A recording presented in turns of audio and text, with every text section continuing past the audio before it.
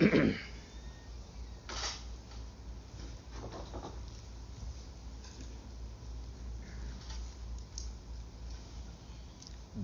અધિષ્ઠાયિકા સરસ્વતી દેવીને પહેલા આપણે સમૂહમાં સ્તુતિ કરીએ. તમને આવડતું હોય તો બોલજો.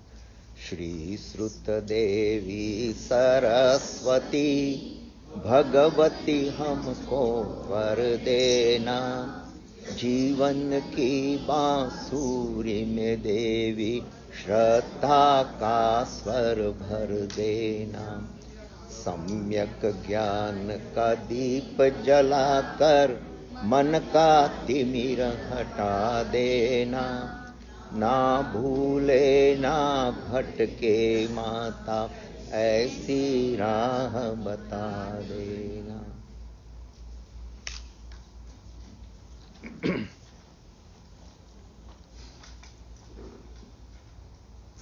આજનો વિષય જૈન ધર્મનું આકાશ, એના ઉપર આપણે થોડી ચર્ચા કરવી છે.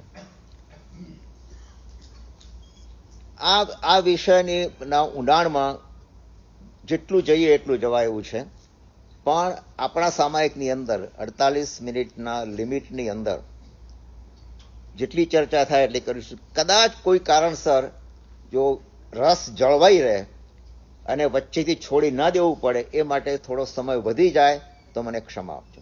બરોબર. સામાયિકની અંદર એવું છે કે 48 મિનિટ મિનિમમ જોઈએ, વધારે સમય માટે કોઈ દોષ નથી, પણ છતાંય જેમને જવું હોય એ જઈ શકે છે. પણ આપણે એ વિષયનો જો ચાલતો હશે તો થોડો એનો ન્યાય આપવો પડશે. બીજી એક વાત કે આ ચર્ચા કરતી વખતે મારે એક વસ્તુ ઉપર ભાર મૂકવો છે. જેમ જેમ વિષય આગળ જશે એમ તમને સમજાશે. ખાસ તો જૈન ધર્મની વિશેષતા, જૈન ધર્મ એ કેટલો જબરજસ્ત છે, સંયમી છે. સંયમ, અહિંસા, સંયમ અને તપ ઉપર, એના ઉપર આધાર રહેલો આખો ધર્મ છે. અને એ ધર્મને કેટલીક વખત સમજણના અભાવે થોડીક ક્રિટિસિઝમ પણ થતું હોય છે, થોડી નિંદા પણ થતી હોય છે. એનો મારો થોડો ખુલાસો કરવો છે. અને એની સાથે સાથે આપણે સમૂહમાં રહીએ છીએ એટલે અન્ય ધર્મ સાથે પણ આપણો થોડો થાય છે, મોટે ભાગે હિન્દુ ધર્મ સાથે. તો એનો પણ થોડોક આપણે એનો જરાક સમજણ મેળવી લઈએ એ જરૂરી છે. કારણ કે તમે જે હિન્દુ ધર્મની તમે જુઓ જૈન ધર્મ માટે તો પર્સન્ટેજ વાઇઝ ગણો તો કેટલા હશે? માંડ 1% હશે. બરોબર, 1% હશે. એ બાકી મોટા ભાગમાં તો આપણે અન્ય ધર્મના સંસર્ગમાં આવીએ છીએ, ખાસ કરીને હિન્દુ ધર્મ આપણે અહીંયા આગળ ભારતમાં ગણીએ તો. એટલે થોડી સમજણ એ પણ મેળવવી જરૂર છે, એનો ખુલાસો પણ જરૂરી છે.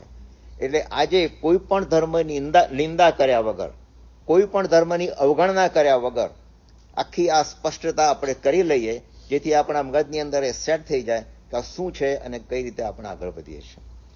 તો જૈન ધર્મનું આકાશ એ 2 પ્રકારના આકાશ છે. એક બાહ્ય આકાશ અને બીજું અભ્યંતર આકાશ.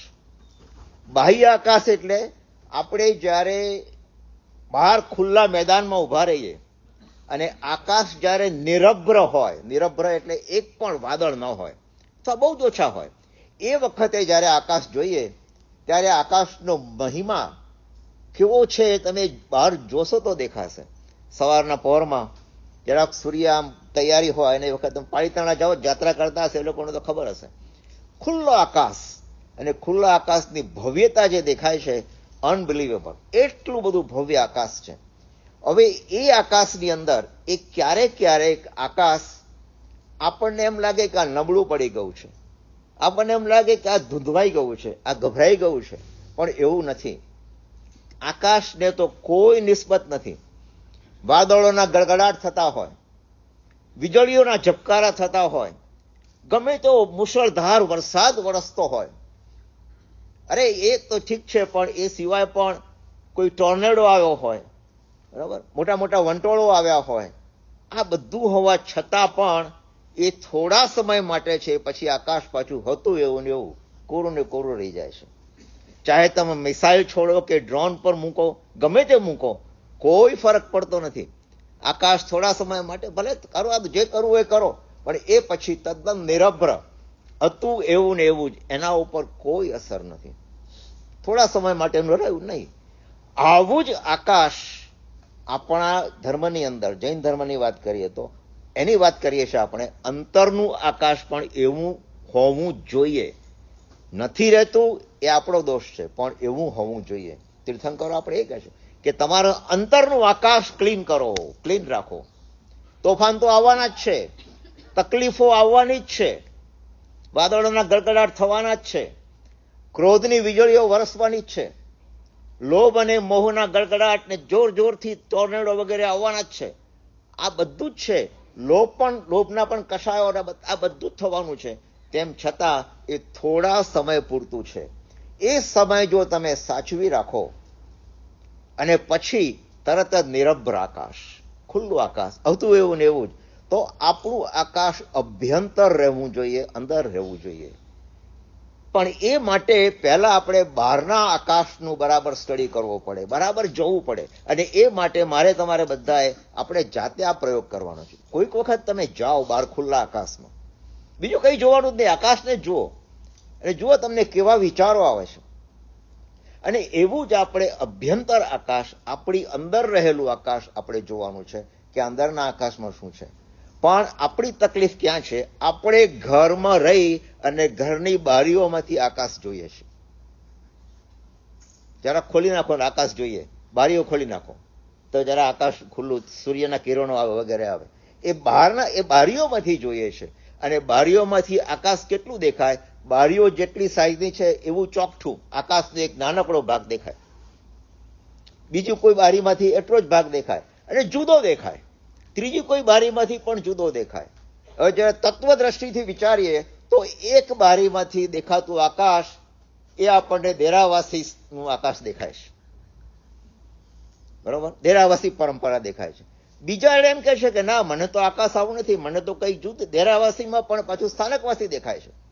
ત્રીજો એમ કહે છે કે દેરાવાસી તો છે પણ મને તેરાપંથીનું આકાશ દેખાય છે.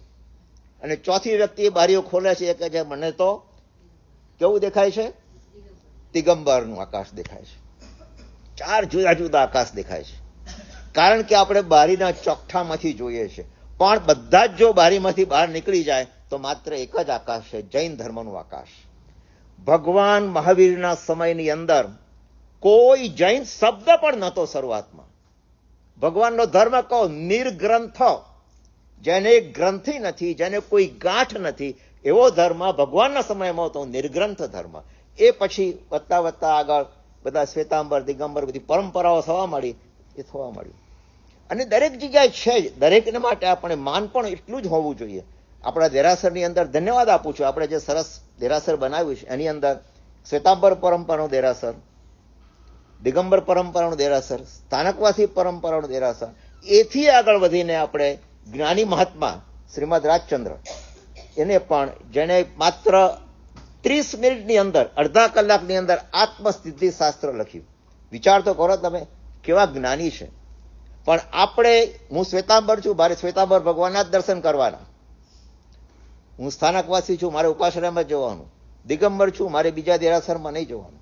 અરે તમે વિચાર તો કરો, દરેકની અંદર, દરેક દેરાસરમાં તમે ક્યાંય બી જાઓ, પણ પ્રશ્ન ક્યાં થાય છે? દરેકને જન્મે. કોઈ એક જણાએ મને પ્રશ્ન કર્યો કે અમે શ્વેતાંબરમાં જઈએ છીએ ભગવાનની આંખો ખુલ્લી રહે છે, અને દિગંબરના દેરાસરમાં જોઈએ ભગવાનની આંખો અડધી બીડાયેલી છે અને નીચે તરફ છે. તો કોણ સાચું? મેં કીધું બંને સાચા. ભગવાનની આંખો ખુલ્લી છે એ પણ એટલું સાચું છે જેટલી દિગંબર પરંપરાની અંદરના મૂર્તિની અંદર આંખો ઢાળેલી છે, અર્ધ બીડાયેલી, આખી બીડાયેલી નથી, અર્ધ બીડાયેલી અને અંદર છે.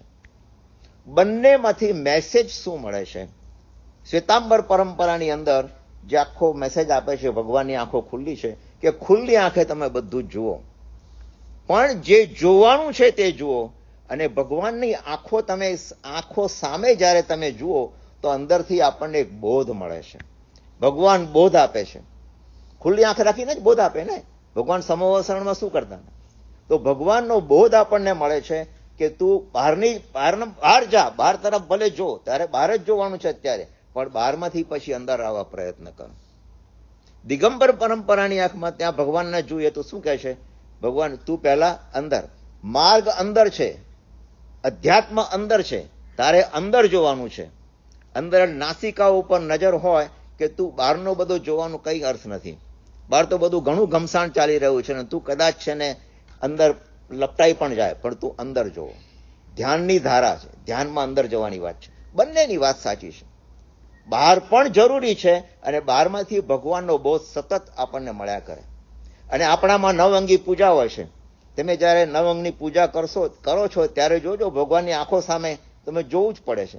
અને ભગવાનની આંખો સામે જોઈ કોઈક વખત દેરાસરમાં જો ગીરદી ઓછી હોય, કોઈ ન હોય, તમે એકલા હો, સમય હોય, તો ભગવાનની આંખો સામે તમે નજર ખાલી આપણે 1-2 ફૂટ જ દૂર હોઈએ છીએ, ત્રાટક કરજો.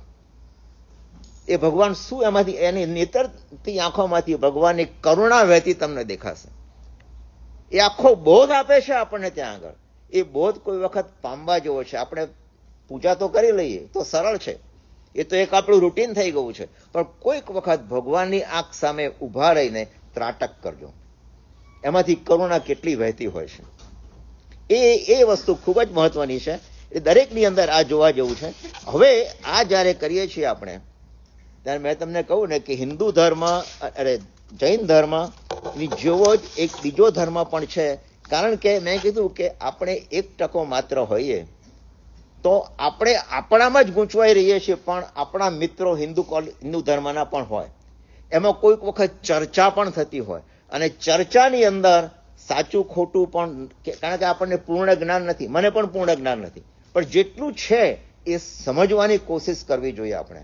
કોઈ ધર્મની અંદર કોઈ એની નિંદા કરવાનો કોઈ, પણ સમજવા જેવું છે કે અન્ય ધર્મ પણ શું કહે છે અને એ અપેક્ષાએ આપણો ધર્મ આપણને જે મળ્યો છે એ કેટલો મહાન છે. બંને ધર્મ છે. મેં જે કીધું આંખો ખુલ્લી રાખો કે આંખો બંધ રાખો, એ તો જૈન ધર્મની વાત થઈ, પણ અન્ય ધર્મોમાં પણ અહિંસા ઉપર ભાર મૂક્યો છે. જો આપણે હિન્દુ ધર્મની વાત કરીએ, એ પહેલા એક વાત કહું તમને કે બહુ મજાની વાત છે કે આ વિશ્વની અંદર કેટલા ધર્મો છે, ગણાય નહીં એટલા ધર્મો છે, પણ દરેક ધર્મની અંદર એ બધામાં ફક્ત 2 જ ધર્મ એવા છે કે જે ભગવાનને કર્તા તરીકે માનતા નથી. ભગવાન બધું કરે છે, ભગવાન બધું કરે છે, એ 2 ધર્મ માનતા નથી. એક ધર્મ કયો? જૈન ધર્મ, અને બીજો બૌદ્ધ ધર્મ. બૌદ્ધ ધર્મમાં પણ કર્તા તરીકે જ ભગવાનને માને છે. જુઓ બીજી એક વાત, આત્મા વિશે બૌદ્ધ ધર્મની વાત કરીએ તો આત્મામાં માનતો જ નથી. બૌદ્ધ ધર્મ કહે છે આત્મા જેવું કંઈ છે જ નહીં. તો શું વહે છે? જે વહે છે માત્ર પ્રવાહ છે. કર્મનો પ્રવાહ વહેતો, કર્મમાં માને છે, પણ કર્મનો પ્રવાહ એકમાંથી બીજીમાં જાય છે. જેમ મીણબત્તીમાંથી બીજી મીણબત્તી પ્રગટાવો તો પહેલી મીણબત્તી તો છે જ, પણ બીજામાં એનો પ્રકાશ વેચાઈ ગયો, બીજામાં ગયો, બીજામાંથી ત્રીજામાં, એમ ચાલ્યા કરે છે. બૌદ્ધ ધર્મની વાત પાછું બહુ લાંબુ થઈ જાય. અત્યારે માત્ર આપણે જે જરૂરી છે કે આપણા મિત્રો, આપણા સગાઓમાં, અત્યારે તો લગ્ન વિધિમાં પણ એક હિન્દુ હોય, એક કૃષ્ણ ધર્મનો હોય, કોઈ જૈન ધર્મનો હોય, તો આપણી સમજણ થોડી ક્લિયર હોવી જોઈએ. હિન્દુ ધર્મમાં પણ આત્માને માને છે, જૈન ધર્મ આત્માને માને છે. હિન્દુ ધર્મ કર્મને માને છે, જૈન ધર્મ કર્મને માને છે. હિન્દુ ધર્મમાં પણ આ બધી માન્યતાઓ છે જ કે એક જગ્યાએથી એ પુનર્જન્મને પણ માને છે. હિન્દુ ધર્મ પણ મોક્ષને માને છે, જૈન ધર્મ પણ મોક્ષને માને છે. દરેક ધર્મમાં 7 પેલી નરકો છે, ઉપર દેવલોક છે, આ બધું જ છે. જરાક થોડાક વિસ્તારથી જોડવા પ્રયત્ન કરીએ કે હિન્દુ ધર્મની અંદર આત્મા શું છે. આત્માની વાત સમજીએ પહેલા. આપણા ધર્મની અંદર તો આત્માને, ચાલો આપણે પહેલા આપણા ધર્મની વાત કરીએ. આપણા ધર્મમાં આત્મા શું છે? તો આત્મા દરેક શરીરની અંદર આત્મા છે અને અલગ અલગ છે. દરેક શરીરની અંદર આત્મા છે અને અલગ અલગ છે, અલગ અલગ રીતે છે. હિન્દુ ધર્મની અંદર દરેક શરીરમાં આત્મા છે અને એક જ છે.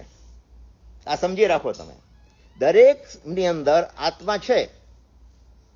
હું હિન્દુ ધર્મનો પાવતો, મારામાં જે આત્મા છે એ તમારામાં છે, છે. એટલે ભગવાનનો એક બ્રહ્મ, એક અંશ, એમના કહેવા પ્રમાણે બ્રહ્મનો એક અંશ દરેક આત્મામાં એક સરખો છે, એક સરખો છે. આપણા ધર્મની અંદર દરેક આત્મા જુદો જુદો છે. કર્મની બાબતમાં જુઓ તો જૈન ધર્મ માને છે કે કર્મ એ પૂદગલ છે, કર્મ એ દ્રવ્ય છે. દ્રવ્ય કહો, પૂદગલ કહો, એક જ છે. કર્મ એ નાની નાની રચકણો છે જે નરી આંખે જોઈ શકતા નથી. એટમથી પણ નાની હોય કે નહીં હોઈ શકે ને. અત્યારે તમે જુઓ આ બધા જે વાવડ ચાલે છે, આ બધા જુદા જુદા, એની અંદર શું છે, જે જીવજંતુ આપણને દેખાતા પણ નથી, બરોબર કે નહીં, આપણને દેખાતા પણ નથી. તો પછી એની અંદર એ પણ બધા રચકણો છે. એમ અહીંયા પણ કર્મની સૂક્ષ્મ રચકણો છે. એ આપણે જ્યારે મનથી, વચનથી કે કાયાથી કંઈ પણ કામ કરીએ તો એ રચકણો આત્મા ઉપર ચોંટી જાય છે, જેને આપણે કર્મ કહીએ છીએ. બહાર બધી રચકણો સરખી. હિન્દુ ધર્મની અંદર શું કહે છે, અંદર તમારા બધા આત્મા સરખા, પણ કર્મ રચકણોની વાતમાં આખી વાત જુદી છે, થોડી જુદી છે. એ રચકણમાં માનતા નથી. કર્મ રચકણો નથી, એક માત્ર પ્રવાહ છે, રચકણો નથી. આપણે ત્યાં આગળ આ છે. અને જૈન ધર્મની અંદર તમે જાણો છો છતાં પણ આપણે જોઈ લઈએ કે એ રચકણો આત્મા ઉપર ચોંટે છે અને એને સંપૂર્ણ રીતે જો ક્ષય કરી નાખીએ, સંપૂર્ણ રીતે ઉખાડી નાખીએ તો શું થાય?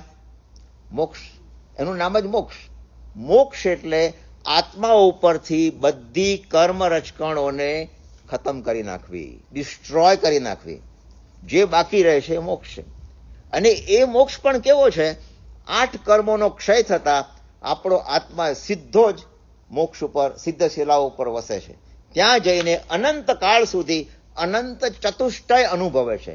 ચતુષ્ટય એટલે શું? અનંત જ્ઞાન, અનંત દર્શન, અનંત ચારિત્ર અને અનંત વીર્ય. શક્તિ પણ જબરજસ્ત છે. જ્ઞાન પણ કોઈ સીમા વગરનું જ્ઞાન. એ જ આત્મા, શુદ્ધ આત્માનું બીજું નામ જ્ઞાન છે. ભગવાને જ્ઞાન ઉપર જબરજસ્ત ભાર મૂક્યો છે, બરોબર. તો એ બધી વાતો આપણે આગળ કરીએ. હવે આ રીતે અનંત ચતુષ્ટય અનુભવે છે અનંત કાળ સુધી. હવે હિન્દુ ધર્મની વાત કરીએ, સમજવા માટે છે કે કર્મનું સ્વરૂપ કેવું છે. જો હિન્દુ ધર્મની અંદર લઈએ તો કર્મ એ કેવા છે? અમૂર્ત છે. અમૂર્ત છે એટલે આપણે જોઈ શકતા નથી. કોઝ અને ઇફેક્ટ, કારણ અને કાર્યનો સંબંધ છે. અને કર્મબંધનું કારણ શું છે? તો હિન્દુ ધર્મ કહે છે અવિદ્યા, અજ્ઞાન. અજ્ઞાન અને ઈચ્છાઓ. વાત સાચી છે, ખોટી નથી. અજ્ઞાન છે આપણું અને ઈચ્છાઓ અનંત છે, એનાથી કર્મ બંધાય છે. પણ કર્મ બંધાય છે એ કર્મ રચકણો નથી, કર્મનો એક પ્રવાહ છે. કર્મના સંસ્કારો ઘડાય છે. એટલે જ્યારે એક આત્મા, એક જીવ, હિન્દુ પરંપરામાં કહીએ તો મૃત્યુ પામીને બીજામાં જાય તો એ બધી કર્મ રચકણો નહીં, પણ એ સંસ્કાર ચાલ્યા જાય છે. એ સંસ્કાર જેની અંદર આ રાગ દ્વેષ બધું ભરેલું છે, એ સંસ્કારો જે કંઈ અધૂરા હોય એ બધા બીજા જીવમાં જાય છે. બીજા જીવમાં પણ એ જ પ્રમાણે આગળ વધતું જાય છે, બરોબર. તો આ રીતે વધતું ચાલ્યું જાય છે. અને કર્મની અંદર જોઈએ તો હિન્દુ ધર્મની અંદર કર્મ શું છે? તો 3 પ્રકારના કર્મ છે. એક સંચિત કર્મ. સાચી વાત છે, તદ્દન સાચી વાત છે. સંચિત કર્મ એટલે ભૂતકાળના અનેક ભવોમાં ભેગા થયેલા કર્મો. આજે હું હિન્દુ હોઉં તો મારી અંદર છે, અને આપણે પણ માનીએ છીએ. આપણે પણ નામ જુદું પાડી દીધું, પણ આપણે પણ કહીએ છીએ કે ભવથી ભેગા થયેલા કર્મો આપણા આત્મામાં છે, રચકણો રૂપે છે. પેલામાં રચકણ નથી, બરોબર. પહેલી વાત આ. બીજું સંચિત કર્મ. પછી બીજું આવે છે પ્રારબ્ધ કર્મ. હવે આ સમજો બરાબર. હિન્દુ પરંપરામાં શું કહે છે?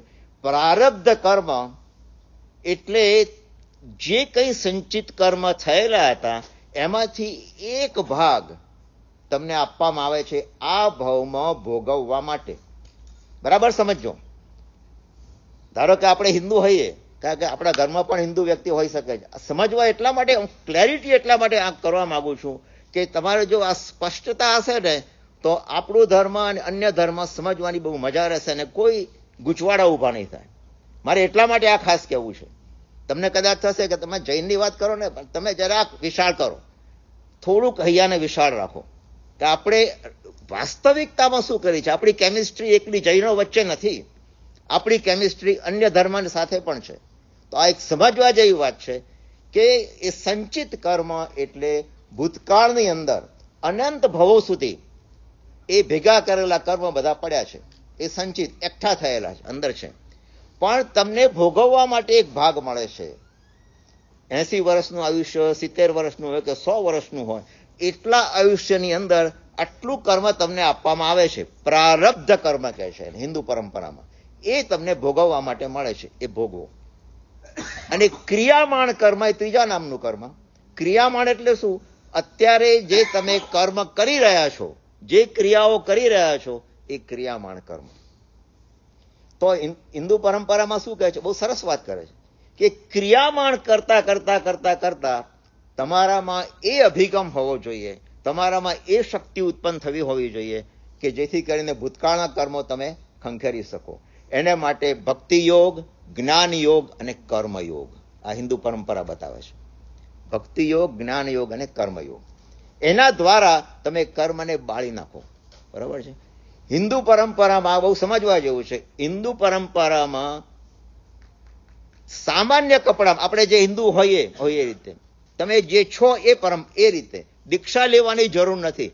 અને સામાન્ય રીતે સામાન્ય વેશની અંદર પણ તમે મોક્ષ પ્રાપ્ત કરી શકો છો. આ હિન્દુ પરંપરામાં છે. તમે એ રીતે મોક્ષ પ્રાપ્ત કરી શકો, ચોક્કસ કરી શકો છો.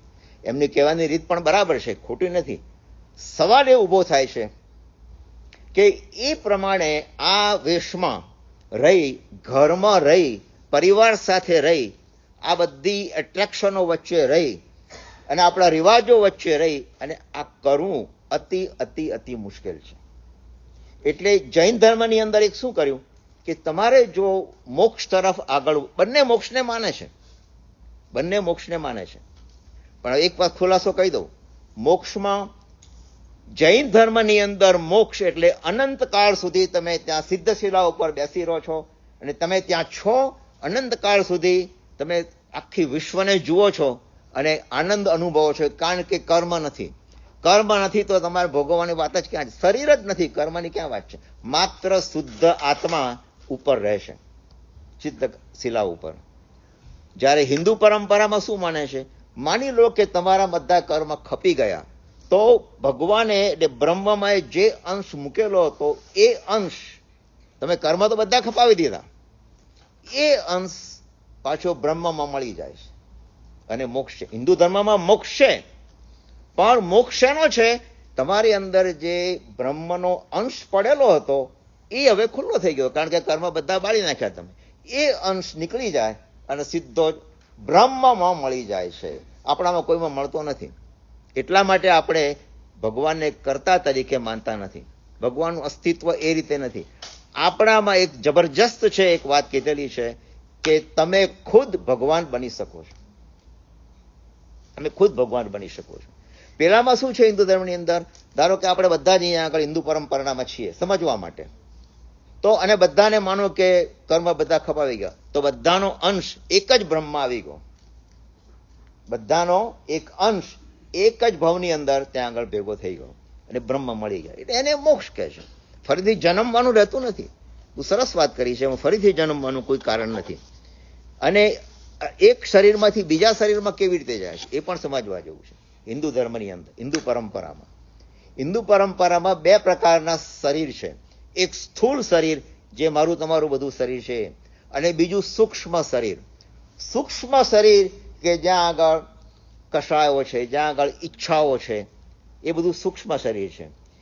એ શરીર એ ટ્રાવેલ કરે છે. મીન્સ કે તમારે જ્યારે મૃત્યુ થઈ ગયું અને ધારો કે તમારો મોક્ષ નથી થયો, હજુ કર્મો બાકી રહ્યા છે, તો એ સૂક્ષ્મ શરીર એ જાય છે અને બીજામાં દાખલ થાય છે. એ જન્મવાનું છે, એમાં દાખલ થાય છે અને પછી પાછો એનો સંસાર. એમ કરતા કરતા આગળ વધતા વધતા કોઈક જીવ એવો આવ્યો કે ના, મારે તો બધા કર્મ બાળી જ નાખવા છે.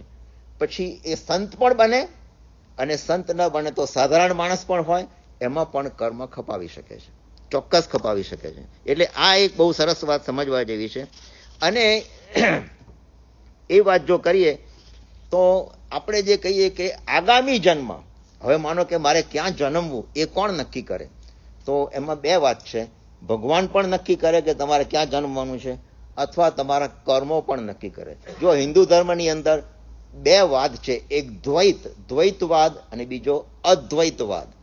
અત્યારે આપણે જે વાત કરી અદ્વૈતવાદની, અદ્વૈત એટલે બીજું કઈ છે, એક જ વાત. દ્વૈતમાં બે ભાગ પડી ગયા. કેટલાક ભાગ આપણી જેમ ફોલો કરે છે કે ના છે, અને મોટા ભાગના અદ્વૈતવાદ છે. હિન્દુ પરંપરામાં તમે જોશો તો ઘણા બધા ભાગ પડેલા છે. એમાં ખાસ કરીને સૌથી વધારે પરંપરા હિન્દુમાં કયા ધર્મની છે? વૈષ્ણવ ધર્મ. નંબર 1 વૈષ્ણવ ધર્મ, જે વિષ્ણુને માને છે. એના પછી તમે ગણો તો સ્વામિનારાયણ ધર્મ. એટલે હિન્દુ ધર્મ ઘણી વખત તો વૈષ્ણવ અને સ્વામિનારાયણ લગભગ નેક ટુ નેક પેરેલલ હોય છે, અથવા બંને સાથે પણ હોય છે, એવું પણ બન્યું છે. અને ત્રીજી જે છે બ્રહ્મ પરંપરા, એટલે બ્રાહ્મણ, જેમાં જે શિવને, શૈવિક ધર્મ, શૈવ ધર્મ, એ શૈવ ધર્મને શિવને માને છે. જે આ સ્વામિનારાયણ ધર્મમાં સ્વામિનારાયણને પોતે ભગવાન તરીકે માને છે. અને જોડે જોડે તમે જોયું હશે મંદિરની અંદર કૃષ્ણ રાધાની પણ મૂર્તિ હોય છે, બરોબર ને, એ હોય છે. અને પેલામાં સામાન્ય ધર્મમાં તમે જુઓ કે એ સિવાય તમે જુઓ તો એમાં કૃષ્ણ વૈષ્ણવ ધર્મની અંદર કૃષ્ણને માને છે, તો વિષ્ણુને માને છે.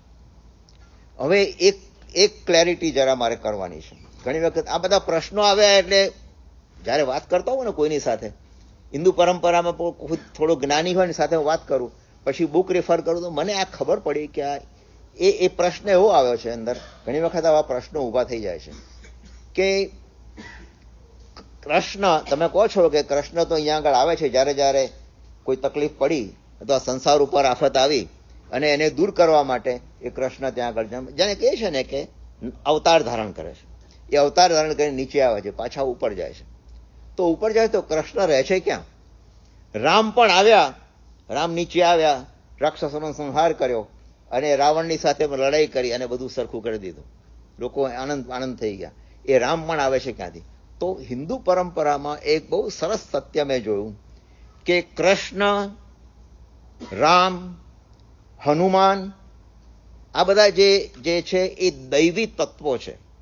એ નથી ઉપર સ્વર્ગમાં રહેતા, નથી કોઈ આગળ આપણે કહીએ છીએ મોક્ષમાં રહેતા. મોક્ષમાં હોય તો આવી ના શકાય, મોક્ષમાંથી તો જન્મ મળે નહીં. નથી દેવલોકમાં રહેતા, દૈવી તત્વો કહેવાય છે. દૈવી તત્વ એ જ્યારે ત્યારે જન્મ લે, જ્યારે ત્યારે ઉપર જાય.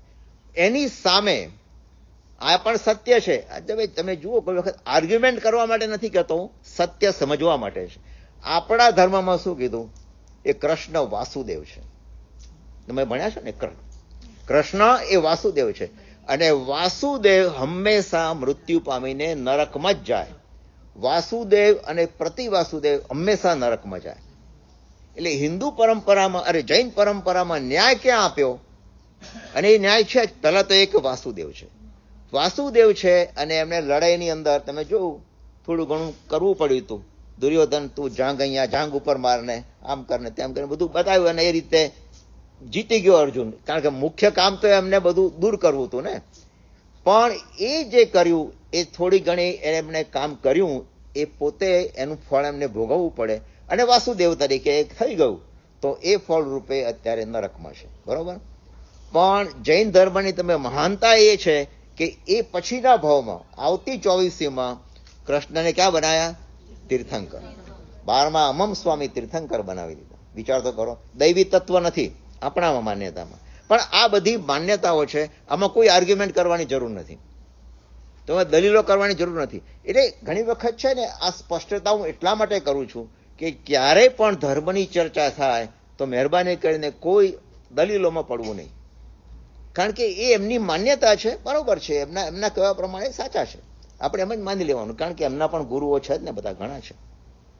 અને હિન્દુ પરંપરામાં પણ આ જ વેશની અંદર મોક્ષે ગયેલાના દાખલા પણ છે. જૂના દાખલાઓ તો ઘણા જ છે. જો નરસિંહ મહેતા, મીરાબાઈ, સંત કબીર, આ બધા શું હતા? સાદા ડ્રેસમાં હતા, પોતાના સંસારી ડ્રેસમાં હતા, અને બધાનો મોક્ષ થઈ ગયો, મોક્ષે ચાલ્યા ગયા.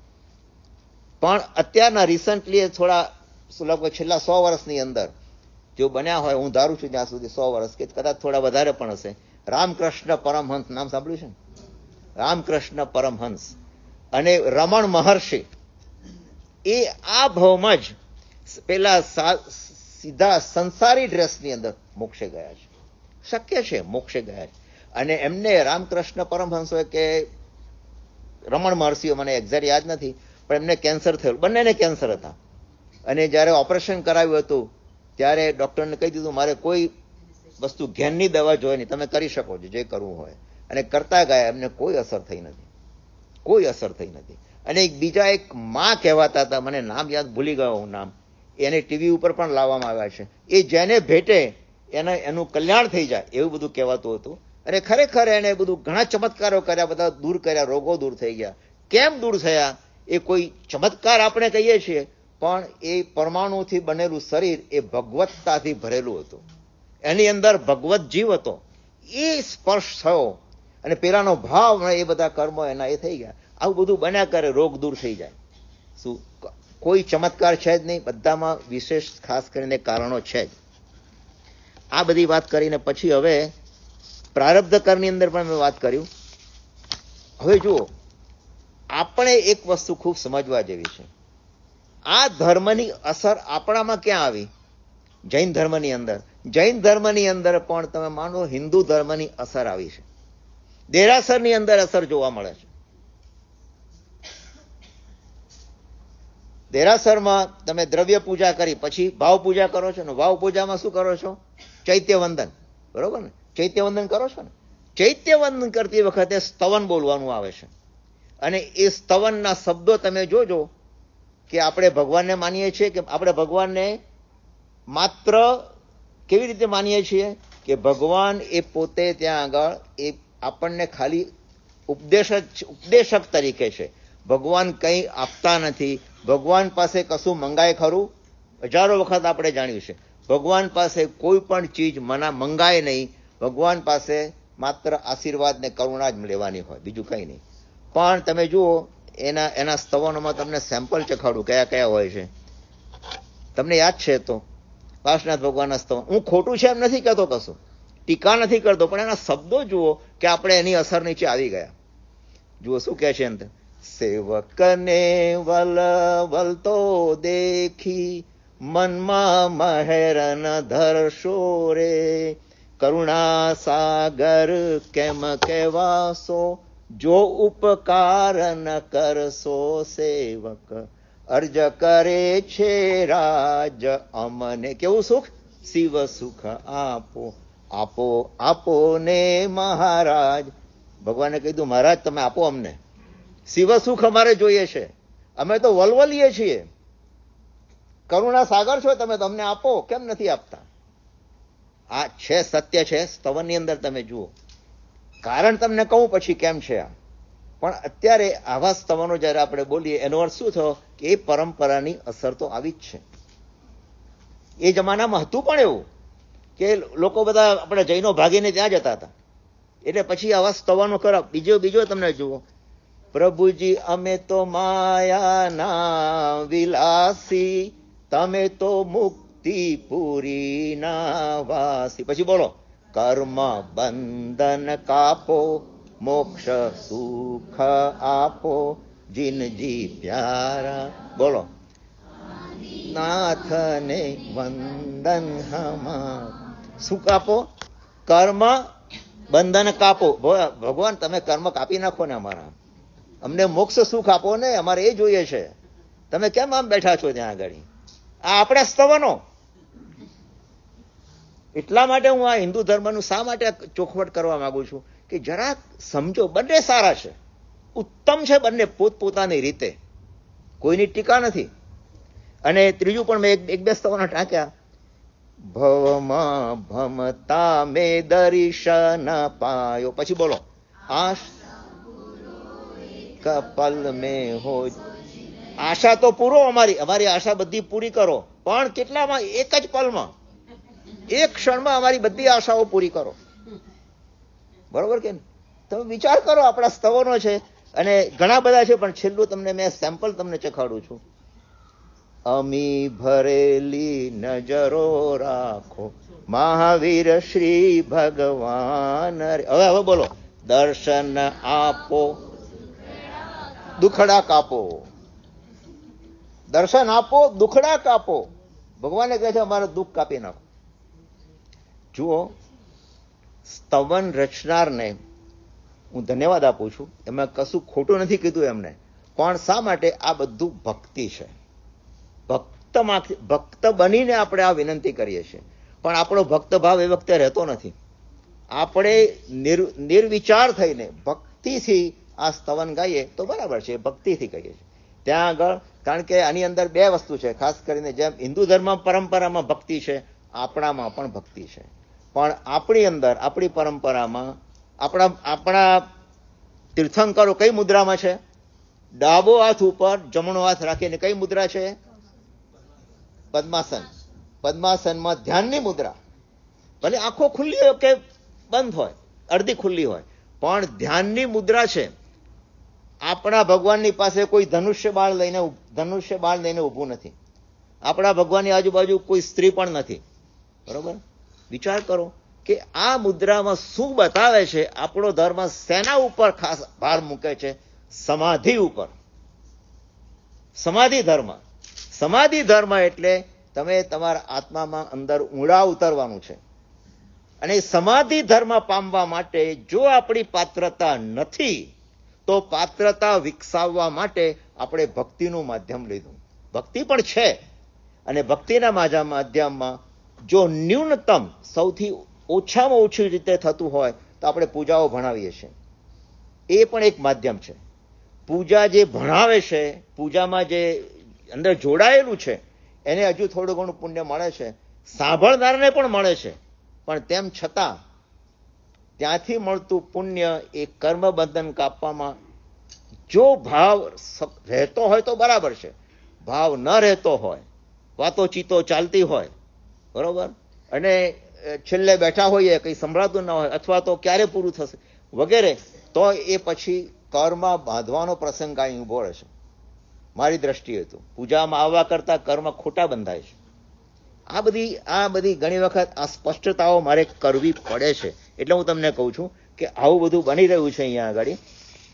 અને એટલા માટે એ પરંપરામાં આપણે આવી ગયા એટલે આપણે શું બોલીએ છીએ, વ્યવહારમાં શું બોલીએ છીએ ખબર છે? ઘણી વખત તમે નથી કહેતા, તમે ને હું બધા બોલીએ છીએ આપણે, ભાઈ શું કરીએ, જેવી ભગવાનની ઈચ્છા. તો શું ભગવાન એવી ઈચ્છા રાખે આપણા માટે? હા, ઉપરવાળાની ઈચ્છા, પાછા ઉપરવાળાની ઈચ્છા, ભગવાનની ઈચ્છા. આપણે શું કરીએ? ભગવાનને જે ગમ્યું તે ખરું. પહેલા તો લેટર લખતા ને, જયારે કમ્પ્યુટર હતું ત્યારે આવું બધું લખતા. ભગવાનને ગમ્યું તે કરું, પંચમ આરો કઠણ છે. આ બધું ભગવાનને ગમ્યું તે, આ બધું વ્યવહારની ભાષા છે. એટલે ઘણી વખત વ્યવહારની ભાષાને આપણે બહુ પકડવાની નહીં. આપણે પકડવાની એ રીતે કે આ વ્યવહારની ભાષાની અંદર પણ ધર્મની જ વાત છે, બસ બીજું કોઈ નથી. કેમ છે આ બધી વાતો? કારણ કે આપણી કોઈ જે પરંપરાની અંદર આપણે ઉછેર થઈ રહ્યો છે, એની આજુબાજુ અન્ય ધર્મો પણ અનેક પ્રમાણમાં છે. એટલે એમના રીતે આપણે પણ આ કીધા કરીએ છીએ, ભગવાનની ઈચ્છા, ભગવાનને ગમે તે ખરું, ભગવાનના હાથમાં જે છે એ બધું ભગવાનના હાથમાં છે. ભગવાનને કરો પ્રાર્થના, તમારો રોગ મટી જશે, આ થશે તે થશે. આ બધું ભગવાનને 1000 વખત કહું છે કે હું કંઈ આપતો નથી. પરંતુ ભગવાને જબરજસ્ત વાત કરી છે કે હું આપતો નથી, પણ મારા આગમો, મારી વાણી, ભગવાનની વાણી, તમે વિચાર તો કરો, આગમોના આગમો ભરેલા છે. આ માત્ર કોઈ એક ચોપડીમાં પૂરું થાય એટલી વાણી નથી એની. અને ભગવાનની વાણી છે જ, ભગવાન જ બોલેલા છે. અલબત્ત ભગવાન બોલતા નથી, પણ ભગવાન બોલેલા જ છે. અને ભગવાનની વાણીની અંદર આ બધું જ છે. એટલે આ બાબતમાં આપણે ખૂબ જરૂર રાખવાની જરૂર છે. અને વ્યવહારની અંદર પણ આપણે સમજવું પડે. જુઓ, નથી બોલતા આપણે ઘણી વખત, સ્ટેશન આવ્યું, સ્ટેશન આવે છે કે આપણે આવીએ છીએ ત્યાં? સૂર્ય ઉગ્યો, આપણે સૂર્ય તો ત્યાંનો ત્યાં જ છે, એ ઉગવાનો ક્યાં છે? પણ આ બધી વ્યવહારની ભાષા છે. વ્યવહારની ભાષામાં એક પ્રસંગ તમને નાનકડો કહું. એક ફેમિલી અંદર માનો એક દીકરો હતો, એને સિનેમા જોવા ગયો, રાતના મોડો આવ્યો. માએ કીધું, બેટા રાતના 10 વાગે ના અવાય, તને કહું તો 9 વાગ્યા પછી તારે બહાર નીકળવાનું નહીં. સારું. પાછો અઠવાડિયા પછી ફરીથી ગયો, રાતના 10 સાડા 10 સુધીના. માને ચિંતા થવા માંડી. બારણું ઠોક્યું તો માં શું કહે છે, તારે ઘરમાં આવવાનું નથી, તું ત્યાં જ પડ્યો રે, જ્યાંથી આવો છે ત્યાંથી. બોલો, છોકરાએ શું અર્થ કર્યો? છોકરો કહે છે, માં હવે હું નહીં કરું. બારણું ખોલ્યું માએ અને અંદર આવવા દીધું. તું ત્યાં પડ્યો રહે, હવે આવતો નહીં. શું ખરેખર એને પડ્યા રહેવાનું છે ત્યાં આગળ? એને આવવાનું છે. છોકરો સમજી ગયો કે માં કહેવાનો ઉદ્દેશ શું છે માનો? કે તું હવે આવું નહીં કરતો. છોકરો સમજી ગયો તરત. એટલે ઘણી વખત આપણી ભાષાની અંદર એવું બોલાઈ જાય અને આપણે કહીએ કે તમે તો આ ખોટું બોલો છો. એ ખોટું નથી, એનો સાર સમજવાનો છે, એનો ભાવ, એને ભાવને આપણી ભાષાની અંદર આવું બધું ઘણું ચાલ્યા જ કરતું હોય છે. એટલે માટે આ બધું અહીંયા છે. હવે મારી બીજી એક વાત કરવી છે કે આ તો વાત થઈ આગળ થોડી કરી. બીજી 2-3 બાબતોમાં આપણે જરાક સાવધાની રાખવાની જરૂર છે. સમજવા માટે કહું છું કે આપણા ધર્મની અંદર એ ટીકાઓ થયા. આપણે ખુદ ટીકાકાર છીએ. હું પણ અંદર આવી ગયો હતો એક જમાનામાં. સમજ્યા પછી જરાક મને થયું કે ના, વાત ખોટી છે. મેં પણ કહેલું છે. એટલે ટીકા એવી રીતે કરીએ છીએ અને ટીકામાં 2-3 વસ્તુ છે. જુઓ, એક વસ્તુ સમજી રાખો કે ભલે અન્ય પરંપરાઓમાં કહ્યું હોય કે તમે તમારા વેશમાં, શ્રાવકના વેશમાં અથવા તો જે વેશ તમારો છે અને ઘરમાં રહીને પણ મોક્ષ મેળવી શકો છો. શું એ એટલું સરળ છે? બધા રમણ મહર્ષિ બની શકે છે? બધામાં એ તાકાત છે મીરા અને નરસિંહ મહેતા બનવાની કે રામકૃષ્ણ પરમહંસ બનવાની? બહુ જ ઓછા કિસ્સાઓ બને છે. આપણા ધર્મની અંદર, આપણા ભગવાન આપણાની અંદર એટલો સરસ વાત કરી દીધી કે તમે શ્રાવક તરીકે શ્રાવકની ફરજો બજાવો. એમાં થોડા દોષો હશે, વધે પણ ખરા, પણ એમાંથી મુક્ત થઈ અને મુક્તિ જો ઝડપથી જોઈતી હોય તો તમે એ સંસાર છોડીને સાધુ ધર્મ અંગીકાર કરો. સાધુ ધર્મમાં કેટલા વ્રત લેવાના? 5. અને શ્રાવકમાં તો 12 વ્રત લે છે. તો કોણ મોટું કહેવાય? શ્રાવક મોટો ના કહેવાય. 12 વ્રતો છે. 5 મહાવ્રત લેવાના અને એકી સાથે લેવાના, એકી સાથે પાળવાના. વિચાર કરો. હવે આ સાધુ ભગવંત જે છે એનો કેટલો, શા માટે આમ કરવામાં આવે છે? કોણ લે છે દીક્ષા? દીક્ષા કોણ લે છે? દીક્ષા એ લે છે કે જેને મારે આ મનુષ્ય ધર્મ મને મળ્યો છે, મારે મારા કર્મ ખપાવવા છે, કર્મ ખપાવીને મારે મોક્ષમાં જવું છે. એ દીક્ષા લે છે. કોઈ સામાન્ય બીજાની દીક્ષા નથી લેતા. આપણે તો શાંતિથી દીક્ષા જોઈએ છે. ધન્યવાદ, ધન્યવાદ, બહુ સરસ, બહુ સરસ, પાછા ઘરે પાછા લાડી લઈને. બરોબર? પણ આ બહુ સમજવા જેવું છે. એ અને એની અંદર 1-2 વાત જે ટીકા રૂપે થાય છે એ છે કે આપણો ધર્મ કેટલો બધો કડક છે, કેટલો બધો આકરો છે. અને આ સાધુ ભગવંતોને બિચારાને પાછા કેટલું દુઃખ સહન કરવું પડે છે, કેટલું દુઃખ સહન કરવું પડે છે. અને એમણે 2 વસ્તુ પર એમને ખાસ ટીકા કરી અને એ કીધી કે તમે જ્યારે સાધુ ભગવંત દીક્ષા લે છે ત્યારે પહેલું કામ એમને માથાનો લોચ કરવો પડે છે, એક. અને બીજું છે એ પગે ચાલીને વિહાર કરવો પડે છે, ખુલ્લા પગે. હવે વિચાર કરો, આ જ્યારે કહેવામાં આવ્યું હોય, જ્યારે કહેવામાં આવ્યું, વાત તો સાચી છે, તદ્દન સાચી છે, તદ્દન સાચી છે. તો જે પ્રશ્ન છે એ પ્રશ્ન શું છે કે જૈન ધર્મમાં રહેલા તમે બધા અહિંસા, અહિંસા, અહિંસાની વાત કરો છો અને તમે ખુદ સ્વયં પર હિંસા કરો છો. તમે જ્યારે દીક્ષા લો છો ત્યારે વાળ ખેંચો છો. એ હિંસા નથી? એ હિંસા નથી શું? તમે પગે ચાલીને વિહાર કરો છો, આવા તડકાની અંદર સૂજી જાય પગ, એ હિંસા નથી શું? શુદ્ધ જવાબ શું છે? જરા પણ હિંસા નથી. સ્પષ્ટ સમજણ તમને માની લો, જરા પણ હિંસા નથી. હિંસા ક્યારે કહેવાય? ભગવાને કહ્યું છે હિંસા ક્યારે કહેવાય? જ્યારે તમે અંદર કષાય લાવીને, ક્રોધ, માન, માયા, લોભ લાવીને આ તમે જે કાર્ય કરો એમાં હિંસા છે. પરંતુ જ્યારે સ્વેચ્છાએ તમને ખબર છે કે મારે મારા કર્મ ખપાવવાના છે અને કર્મ ખપાવવા માટે મારે આ વાળ કેટલા સરસ છે, કેવા સરસ હતા, એ બધું મારે જોઈએ નહીં. મારે શરીરને મહત્વ નથી આપવાનું. કોને મહત્વ આપવાનું છે? આત્માને. આત્મા મહાન છે, શરીર તો બાળી જવાનું છે એક દિવસ. તો મારે એને, એ જ્યારે સ્વેચ્છાથી આનંદપૂર્વક, અને તમે જાણો છો જ્યારે એ વાળ કપાવવાનો વખત આવે ને, એ વાળ કપાવ્યા પછી, લોચ કર્યા પછી, અને ખાસ કરીને મૂછના વાળ જ્યારે લોચ કરે ને ત્યારે અંદરથી લોહી નીકળે છે. તો પણ આનંદમાં હોય છે. અને આનંદ એટલા માટે હોય છે કે એ કર્યા પછીના અઠવાડિયામાં તમે કોઈને પૂછજો કે હવે લોચ કર્યો હવે શું છે, એની અંદર આખી જીવન બદલાઈ જાય છે. એની અંદર આખો એનો જે અંદરનું સ્ટિમ્યુલેશન આખું બદલાઈ જાય છે. એક સાધુ બની જાય છે ને એ જ્યારે અંદર માથું વાળ ના હોય અંદર હોય એટલે એની અંદર રહેલી આત્મશક્તિ, એની પોટેન્શિયાલિટી એકદમ જાગૃત થઈ જાય છે. અત્યારે સમય નથી, પણ આવતા સામાયિકમાં પાર્ટ 2 લેવાનો છું આની અંદર. બહુ કે છઠ કરીને સાત જાત્રા કરીએ છીએ. છઠ કરીને સાત જાત્રા કરનાર વ્યક્તિ, જેને ખરેખર એને કરવું છે, એને કોઈ દુઃખ છે? એને તો આનંદ છે, સ્વેચ્છાએ સ્વીકાર્યું છે. ભોજન નથી લેવાનું 2 દિવસ, અને કોઈ દિવસ પગથિયું ચડ્યો નથી, પણ એનામાં પોટેન્શિયાલિટી કેવી આવી જાય છે કે જ્યારે પચખાણ લીધું એ પચખાણના પરમાણુઓ, પચખાણના વાઇબ્રેશન્સ એને અડે છે અને ફટાફટ 6 દિવસ એ સાત જાત્રા કરે છે. બધા નથી, પણ જે કરે છે એ કરે છે. એની જરાક પ્લસ માઇનસ પણ છે એમાં, એ હું આવતી વખતે કહીશ, અત્યારે નથી. પણ આ સત્ય તો છે જ, સત્ય છે જ. તો આ રીતે એની એ કર્યા પછી એની પોટેન્શિયલ પાવર એટલો બધો વધી જાય છે. એને એમ કહે છે, ઓહો આ મેં શું કર્યું, પહેલા કેમ ના કર્યું. અત્યારે તમે જુઓ, અત્યારની કાળમાં તમે જુઓ તો દીક્ષાઓનો રાફડો ફાટ્યો છે કે નહીં? અને એ દીક્ષાઓ કેવી પણ, દીક્ષાઓમાં પણ જેમાં ઘણા બધા એવા છે, અબજોપતિ કરોડોપતિ છે, કરોડોના બધા છોડીને બહાર નીકળી ગયા. કેમ નીકળી ગયા? એના 2 કારણ છે. 2 કારણમાં એક તો આજનો આચાર્ય સમુદાય, આજકાલના આચાર્યો તમને માત્ર પચખાણ કે પટાકા ના ખાવાના, કાદા ના ખાવાના એવું કહેતા નથી. એ તો તમને ત્યાં આગળ તમે જુઓ કેટલી એના માટે ભીડ કેટલી થાય છે આચાર્યોના પર, અને કેવા કેવા આચાર્યો હોય છે આપણી અંદર.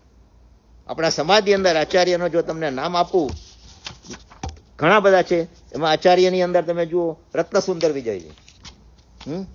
પટેલોમાં, નોન જૈનમાં, હિન્દુઓમાં જઈને એમણે કેટલા લેક્ચરો આપ્યા છે, કેટલા પ્રવચનો આપ્યા છે, અને 500 જેટલી બુક પણ એમની પૂર્ણ થઈ ગઈ.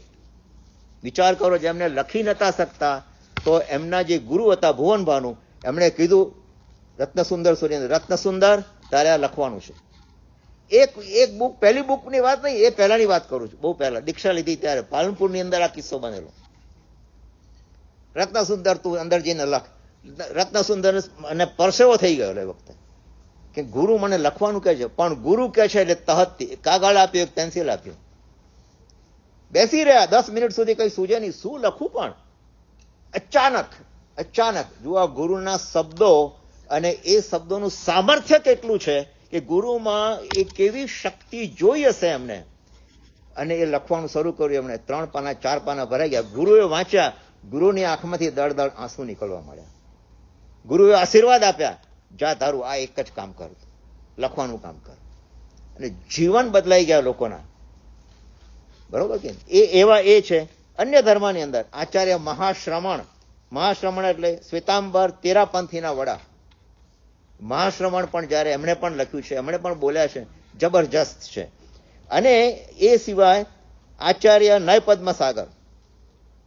નવપદ્મસાગર જે જીટો છે ને, જીતો તમને ખબર છે ને, Jain international trade organization JITO, એની પ્રેરણા મળી હતી આ આચાર્ય નવપદ્મસાગર પાસેથી. અને એના પછી તમે જુઓ તો એના સૌથી પહેલા તમે વિચાર કરો, યુગભૂષણ પંડિત મહારાજ. એ પંડિત મહારાજના 2 મૂવી બન્યા હતા. એક ચાલ મન જીતવા જોઈએ, મેં જોયેલું છે મૂવી. અને બીજું મૂવી હતું એક ચીજ મિલેગી વન્ડરફુલ. વિડીયો એનો તમે જોજો, એક ચીજ મિલેગી વન્ડરફુલ વિડીયોમાં પણ છે યુટ્યુબમાં. એની પ્રેરણા આપનાર પણ આ પંડિત મહારાજ હતા. અને એને ત્યાં આગળ જ્યારે મોટું પ્રદર્શન થયેલું આનું, એ વખતે કુદરતી હું ત્યાં હતો એ વખતે, અને મેં ફરીને કલાકો સુધી આ બધું જોયેલું છે અંદર. એ પછી તમે જુઓ તો ઉદય વલ્લભ સુરેશ્વરજી. ઉદય વલ્લભના તમે જુઓ તો યંગસ્ટર્સને કેટલા આકર્ષે છે. આમ પડી થાય છે એમને વ્યાખ્યાન સાંભળવા માટે. આવા જબરજસ્ત છે. યશો વિજયજી મહારાજ સાહેબ, કચ્છના યશો વિજયની વાત કરું છું. હા, રાજકોટ કેટલા સરસ ગણ, એ પણ કેટલું સરસ પ્રવચનો આપે છે ત્યાં આગળ. નમ્ર મુનિ જુઓ સ્થાનકવાસી પરંપરામાં, દરેક પરંપરામાંથી એક બે દાખલા મેં લીધા છે. અને આચાર્ય સમય સાગર એ દિગંબર પરંપરાની અંદર, એ પછી ભક્તિ યોગાચાર્ય છે, વિમલ સાગર છે. આજના આચાર્યો પણ જબરજસ્ત છે. એ પ્રેક્ટિકલ વાત કરે છે. આ ખાઓ ને આ ના ખાઓ ને આમાં આ છે ને આમાં તે છે ને, કલાકો ને કલાકો આપણે એમાં વિચારો કરીને સમય બગાડીએ છીએ. વાત સાચી છે તદ્દન, પણ એનાથી મહત્વની વસ્તુઓ ઘણી છે આ દુનિયાની અંદર, અને આપણે એ ભૂલી જઈએ છીએ. ત્યાં પાપ કર્યું ને તે આમ કર્યું ને તેમ કર્યું. અરે પણ જુઓ, એનાથી એક નાનકડી કદાચ ક્ષતિ રહી ગઈ હોય, પણ એનાથી બીજાને કેટલો લાભ મળે છે, આપણે એ જોવાનું હોય, એ તોલવાનું છે. અહીંયા આગળ ધર્મ પરફેક્ટ એ રીતે છે, ભગવાને કહ્યું છે ત્યાં આગળ દોષ તો બધામાં છે, નોબડી ઇઝ પરફેક્ટ. ભગવાન કહે છે હું પણ પરફેક્ટ નહોતો, પણ તોલવાનું ક્યાં છે કે શેનાથી મને વધારે લાભ થયો. થોડું દુઃખ તો થાય. અને એક બીજી મહત્વની વાત છે, સમય થઈ ગયો એ પણ થોડી લઉં છું સમય. બીજી મહત્વની વાત છે ત્યાં આગળ એક ટીકા એ પણ થઈ, અને આ ટીકા બહુ જબરજસ્ત છે કે જૈન ધર્મની અંદર 8 વર્ષના બાળકને દીક્ષા આપવામાં આવે છે. ચંદ્રકાંતભાઈ, આ અન્યાય નથી? એક જમાનામાં મેં હા પાડી દઈ, પણ હવે મને લાગે છે અન્યાય જરા પણ નથી. હું તમને એના એક્ઝામ્પલ સાથે કહીને બતાવું, જરા પણ અન્યાય નથી. પહેલી તો વાત એ કે જૈન ધર્મની અંદર બળજબરીથી આપવું એ મહાપાપ છે, એ કહેલું છે. જેને આ બાળક સોંપવામાં આવે છે એ ગુરુ છે, જે સોંપે છે મા બાપ છે. મા બાપ પોતાના બાળકને એમને મા બાપ ગાળા નથી કે ગુરુ તમે એને દીક્ષા આપી દો, કહેતા એવા નથી કહેતા. એને સૌથી અગત્યની વસ્તુ આપણે એ ભૂલી જઈએ છીએ કે 8 વર્ષનો બાળક પૂર્વ જન્મમાં કેટલા પુણ્ય કર્યા હશે, કેટલું કર્મ ખપાવ્યા હશે, ત્યારે લઈને અહીંયા આવ્યો છે. એટલે એનું અંદરનો એ સ્ટિમ્યુલેશન એને જબરજસ્ત મળી રહેશે. અને એક નિયમ તમે સમજી રાખો કે બાળક જ્યારે ગર્ભમાં આવે છે ત્યારે એનું સ્ટિમ્યુલેશન આપણા કરતા 2000 ટાઈમ્સ મોર છે. સ્ટિમ્યુલેશન જાણો છો ને, ગ્રહણ શક્તિ 2000 ટાઈમ્સ મોર. એમાંથી જ્યારે 9 મહિના પછી ગર્ભની બહાર આવે છે અને 8 વર્ષ સુધી આ સ્ટિમ્યુલેશન ચાલુ રહેશે. આ એક વિજ્ઞાન કહે છે, આખો વૈજ્ઞાનિક ધર્મ છે. આ બધું મેં વાંચેલું છે ને ત્યારે તમને કહું છું. એનો આટલો બધો એનો પાવર છે અંદર. અને એ બાળક જ્યારે 6 વર્ષની ઉંમર હોય, 4 થી 6 વર્ષની ઉંમરે, એ વખતે આ બાળકોમાં આ સંસ્કાર જ્યારે મા બાપ જુએ, મા બાપ સિનેમા જોવા મોકલે પણ ના જાય, એનું મન જો આમાં હોય, અને એ 4 થી 6 વર્ષની એ 8 વર્ષ સુધી થાય ત્યાં સુધી એનો સ્ટડી કરે, ત્યારે માતા પિતા પછી વાત કરે કે આપણા બાળકને હવે આ પસંદ નથી, આ જ પસંદ, આ જ માર્ગ પસંદ છે. ગુરુને વાત કરે. ગુરુ કે હું દીક્ષા ના આપું. ગુરુ કહે છે મારી પાસે બાળક 2 વર્ષ સુધી રહેવો જોઈએ.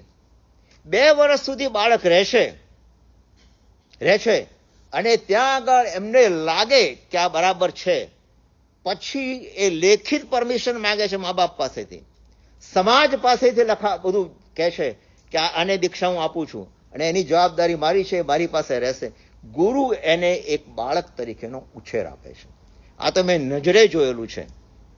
સુરતની અંદર 2009ની સાલની અંદર અમે એ વખતે 18 કરતા હતા. એ વખતે મારા સાહેબ નામ ભૂલી ગયો, ગુરુ મહારાજ, એમની પાસે જીન રત્ન મહારાજ સાહેબ આચાર્ય ભગવંત હતા. એ વખતે જ્યારે વાત કરીએ છીએ આપણે, એ વખતની વાત કરું છું. એ વખતે શું કહેવાય છે, એ જ્યારે મહારાજ સાહેબ જ્યારે એ વખતે હતા ગુરુ મહારાજ, ત્યારે 2 બાળકો એમની પાસે આવ્યા.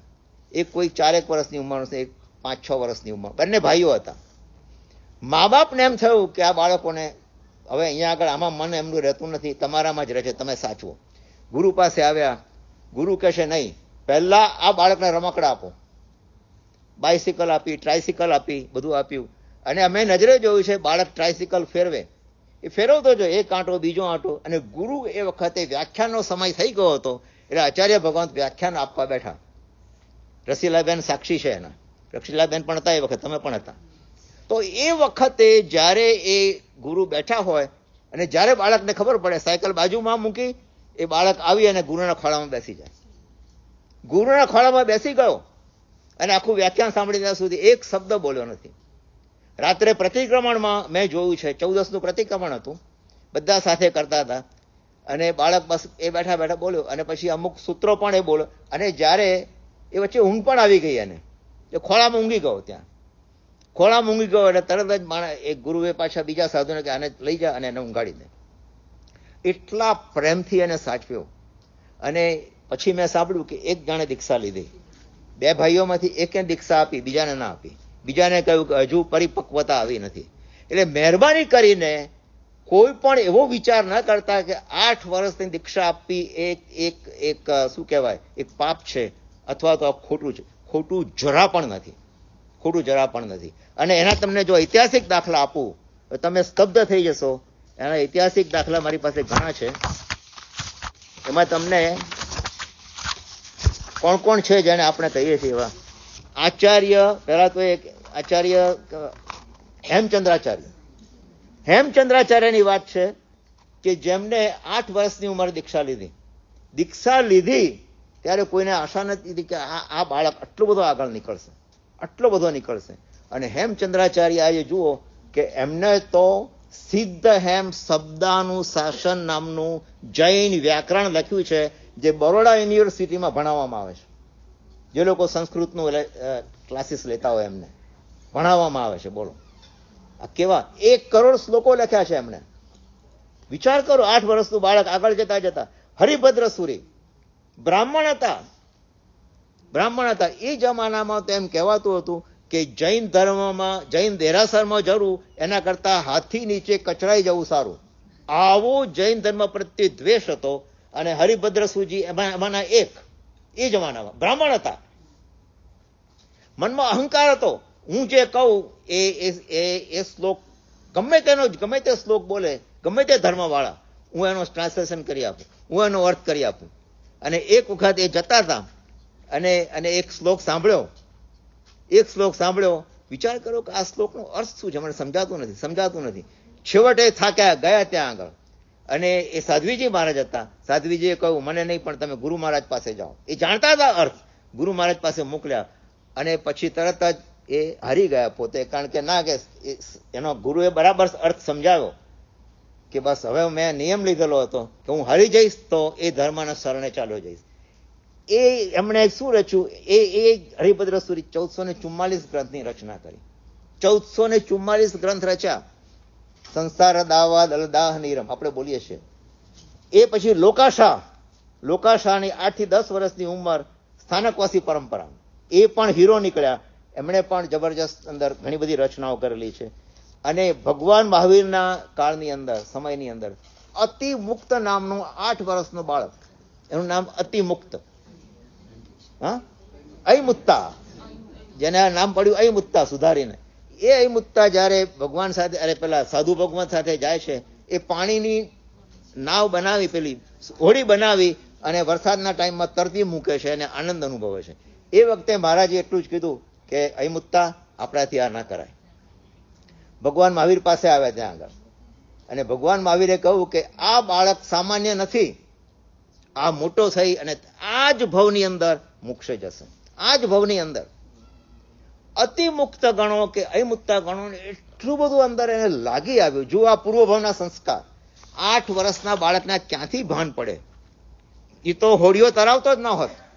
પણ જ્યારે સાધુ ભગવંતે કહ્યું કે આપણાથી આ ન થઈ શકે, તું એક સાધુ છે, એને ત્યાં આગળ એની પોટેન્શિયલ પાવર એનો બહાર આવ્યો. એને પૂર્વભાવનું બધું સંસ્કારો જાગૃત થઈ ગયા. અને એને યાદ આવ્યું અંદર કે હું શું કરી રહ્યો છું, મારે ક્ષમા માગવી પડે. પ્રતિક્રમણ ચાલતું હતું. અને ઈર્યાવહી કરતા ઈચ્છમિચ્છ ઈર્યા વિરાણાય ગમણા ગમણે પાણક કમણે બિયક કમણે હરિયમ કમણે ઓસા ઉદલિંગ પણ ગ ગ અને સીધો જ મોક્ષ. ત્યાં જ એમણે સીધા જ મોક્ષમાં પણ ગ દ ગ બોલતા બોલતા તો મોક્ષ થઈ ગયો એમનો. પાણ પંખેરું ઉડી ગયું. વિચાર તો કરો, એનું પ્રાયશ્ચિત કેટલું જબરજસ્ત હશે. 8 વર્ષના બાળકોની વાત કરું છું અંદર. અને એ પછી ઉપાધ્યાય યશોવિજયજી. કયા યશોવિજયજી? જેમણે બધા કેટલા ગ્રંથો લખ્યા આજથી લગભગ 400 વર્ષ પહેલા. એ ઉપાધ્યાય યશોવિજયજી એનું નાનું હતો ત્યારે, નાની વર્ષ 3-3.5 વર્ષની ઉંમરે, એની માં એને વરસાદમાં એને દરરોજ લઈ જાય અને ભક્તામણ સાંભળે. તમે જાણો છો સ્ટોરી. અને એક સમય એવો આવ્યો, ધડાધડ 3 દિવસ વરસાદ વરસ્યો. માને નિયમ હતો કે જ્યાં સુધી ભક્તામણ ના સાંભળું ત્યાં સુધી ચા પાણી વગેરે પારણું નહીં કરું. ના કરતા કંટાળીને કીધું કે માં તું કેમ ખાસું ખાતી નથી? તો કે ના, આ વરસાદનો મારો નિયમ છે. શેનો નિયમ છે? ભક્તામણ. હું કહું તો ચાલે? હું બોલું તો હા ચાલે, તું બોલીશ? અને ભક્તામાં રાખવું કડકડાટ. સાંભળીને બોલ્યો આ ત્યાં આગળ, સાંભળીને. અને હદ તો ત્યાં થઈ જાય છે કે વજ્ર સ્વામીની તમે વાત સાંભળી હશે, એ મને ખબર નથી પડતી કેટલા વાગે સામાયિક પૂર્ણ થાય છે. થઈ ગયું છે. એક છેલ્લી લઈ લઉં 3-4 મિનિટ. કારણ ઘણું બધું કહેવું છે, પણ 3-4 આ દાખલો છે ને, મારે આ ખાસ કહેવું છે કે નાના બાળકોમાં આ શક્તિ કેવી રીતે આવે છે. મહેરબાની કરીને આપણે ક્યારે પણ આપણા મોઢામાંથી આ શબ્દો ન નીકળે કે 8 વર્ષની દીક્ષા અપાવવું એ પાપ છે. પાપ નથી, પુણ્ય છે જોરદાર. હવે હું સમજો છું બરાબર. વજ્ર સ્વામી એ નાનું બાળક, અને 2-3 વર્ષની વાત છે, 3.5 વર્ષનો હતો એ વખતે. રડ્યા કરે. કારણ કે એને બાપે દીક્ષા લીધેલી.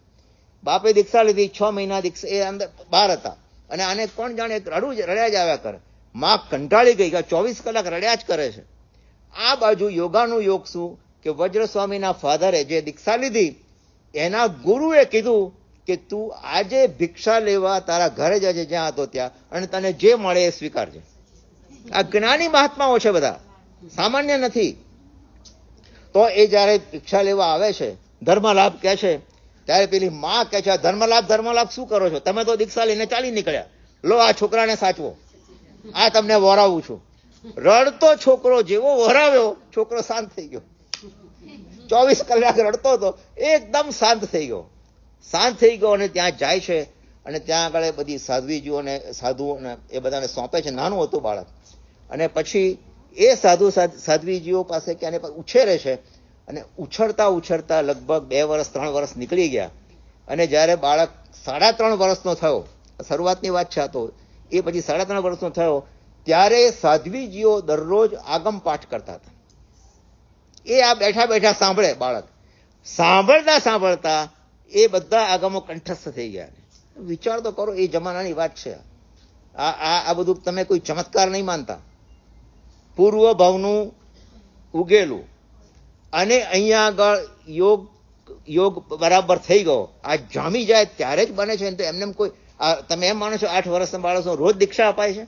1000માં 1 કિસ્સો બને છે. પણ જે બને છે એ યોગ્ય રીતે બને છે, જો મારા સાહેબ સ્વીકારે તો. અને આજે એ વજ્રસ્વામી, તમે જાણો છો વજ્રસ્વામી, એની કથા સાંભળશો ને તો તમે દંગ થઈ જશો. એટલું જ કહીશ કે એના ગુરુ એનો બધો આખો સમાજ ઉભો થયેલો હતો. ઉપાશ્રયમાં બધા ભેગા થયેલા. પણ ગુરુએ કહ્યું કે આજે વજ્રસ્વામી આજથી વ્યાખ્યાન આપશે. અને વજ્રસ્વામી 8 વર્ષનું બાળક વ્યાખ્યાન આપે, અને પેલા સાંભળ્યા જ કરે ત્યાં આગળ જોઈને, અને સ્તબ્ધ થઈ ગયા ત્યાં આગળ કે શું જ્ઞાની છે આ વજ્રસ્વામી, કેટલું જબરજસ્ત જ્ઞાન પ્રાપ્ત કર્યું છે. આ જૈન ધર્મની અંદર આવી ટીકાઓ થયા કરે છે. મારો કહેવાનો મતલબ એ છે, હિન્દુ ધર્મ પણ મહાન છે પોતાની રીતે, જરા પણ એમાં ઊંચું નથી. પણ મિક્સઅપ નહીં કરવું, ક્યાંય પણ મિક્સઅપ નહીં કરવું. આપણને જે ધર્મ મળ્યો છે, આપણને જે જ્ઞાની ભગવંતો મળ્યા છે, આપણે આપણા ભગવાન પાસેથી જે મળે છે, અને ક્યાંય પણ એવું નહીં રાખવું હું દિગંબરમાં દર્શન નહીં કરું કે આ દર્શન નહીં કરું. અરે ત્યાં શ્રીમંત પણ બેસાડ્યા છે, જ્ઞાની છે, મારા તમારા કરતા ઘણા જ્ઞાની છે, અનંત જ્ઞાની લગભગ કક્ષાએ કહી શકાય. વિચાર તો કરો, ફાનસની લાઇટથી 1/2 કલાકની અંદર આત્મસિદ્ધિ લખવી એટલે આખું આગમ લખ્યું કહેવાય. કોઈ સામાન્ય નથી. આપણે બીજી વાતમાં પડવું નથી એની અંદર, કોણ છે ને કોણ ને બધું જવા દો. પણ પોતે કેટલા જ્ઞાની છે. દર્શન કરીએ છીએ આપણે એક વખત, દિગંબર ભગવાનના દર્શન કરીએ છીએ, આપણને પ્રેરણા મળે છે કે અંદર પણ જોવા જેવું છે. બસ આપણે તો આ બધામાં ક્યાંય પણ, અને મનમાં કોઈ પણ એવો ભેળ નહીં રાખો હું શ્વેતાંબર છું, હું દિગંબરમાં કેમ જવું. આ તમારે નથી ગમતું કે આપણે જાણતા નથી કે એટલે પૂજાઓમાં જાઓ ન જાઓ અલગ વાત છે. એ પણ માત્ર હું દર્શનની જ વાત કરું છું. એટલે આ બધી વસ્તુ બહુ જાણવા જેવું છે. ઘણી બધી વસ્તુઓ છે. અત્યારે હવે આગળ તો ઉપર કહેતો નથી, સમય થઈ ગયો છે. ચાલો હવે પછી પાડી દઈએ આગળ. અને અત્યારના મેં બધા સાધુ ભગવંતોના નામ પણ તમને કીધા. હવે આવા જે સાધુ ભગવંતોના હજારો વિડીયો અત્યારે તો બહાર આવી ગયા છે. એ તમે સાંભળો શાંતિથી, અને સાંભળો તો એક રીતે સાંભળો. કિચનમાં શાક બનાવતા, શાક સમારતા સુધારતા, કે કપડાં પહેરતા સાંભળવાનું, એમાં મજા નહીં આવે. એ તમે એક જ સ્થાને બેસી એને તમે સાંભળો શાંતિથી તો થઈ શકશે. બરોબર. આવતી વખતે ભાગ 2 ની અંદર મારે આ જે જૈન ધર્મનું અત્યારે આપણને એટલો બધો પાવરફુલમાં પાવરફુલ ધર્મ મળ્યો છે કે જેની અંદર 12 પ્રકારના તપ, પહેલી તો વાત અને એ અભ્યંતર તપ શું છે એનાથી પણ અપેક્ષાએ ચડે એવો બાહ્ય તપ છે. અને બાહ્ય તપ જે કરો છે એની મારે અનુમોદના કરવી. જે બાહ્ય તપ કરે છે એની અનુમોદના સાથે સાથે એમાંથી અભ્યંતર તપ કેમ પ્રગટ થાય છે એ મારે કહેવું છે. અને એ જ્યારે પ્રગટ થતા પહેલા ભૂલવાનું નથી આપણે કે આપણો મોક્ષ ક્યારે થશે. સમ્યક દર્શન, તત્વાર્થ સૂત્રની અંદર પહેલું સૂત્ર શું છે? સમ્યક દર્શન જ્ઞાન ચારિત્રાણી મોક્ષ માર્ગ. ચારિત્ર લીધા વિના મોક્ષ નથી. મારું દેવા માણો એકાદ દાખલો તમે ન જો, લાખોમાં એક એવો દાખલો ના આપતા. ચારિત્ર વિના મોક્ષ નથી. એટલે આપણે આપણા માટે છૂટ છે, જે કરવું એ કરો. તમે તમારા કર્મ જે થશો પ્રમાણે ખપાવી શકશો, પણ માનવ ભવ વારંવાર મળતો નથી. એ રાખીને જે ભવ આપણને મળ્યો છે એમાં જેટલું બને એટલું સાંભળવું અને એનો અંદર ઊંડાણથી વિચાર કરવો, વારંવાર આ બધું સાંભળવું. અને એમાંથી આપણે ફરીથી મનુષ્ય જન્મ ક્યારે મળશે એની આપણને ખબર નથી. અને જ્યારે મળે ત્યારે એ વખતે આજના કર્મો જો ઉદયમાં આવશે તો આગળ વધવાની આપણને જરૂરથી પ્રેરણા મળશે. ભગવાનની આજ્ઞા વિરુદ્ધ કંઈ પણ કહેવાયું હોય તો ત્રિવિધે ક્ષમા માગું છું. ખૂબ શાંતિથી આટલી મોટી સંખ્યામાં સાંભળવા બદલ આપ સૌને ખૂબ ખૂબ આભાર અને ધન્યવાદ. ચાલો સામાયિક પારી લઈએ.